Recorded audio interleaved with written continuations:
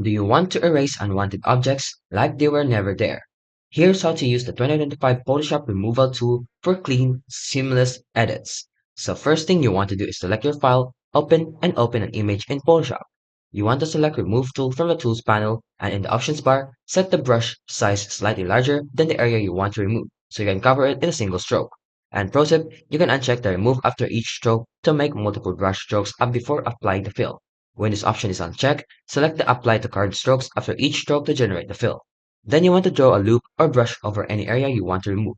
Then from the Mode drop-down menu, you can select your favorite setting like Auto, which may use generative AI, or you can just turn it on or off.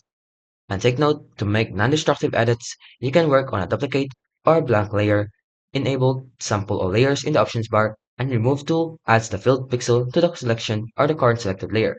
And you can also remove objects from the contextual taskbar easily. And by doing so, you're just using AI to remove the objects, and that's how you can basically remove unwanted objects and people within the remove tool. If you like this video, don't forget to like, subscribe, and turn on the notifications